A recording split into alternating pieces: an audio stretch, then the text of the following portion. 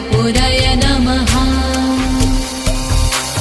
ॐ ह्रीं श्रीं क्लीं श्रीं कुबेराय अष्टलक्ष्मी मम गृहे धनं पुरय नमः। ॐ ह्रीं श्रीं क्लीं श्रीं कुबेराय अष्टलक्ष्मी मम गृहे धनं पुरय नमः।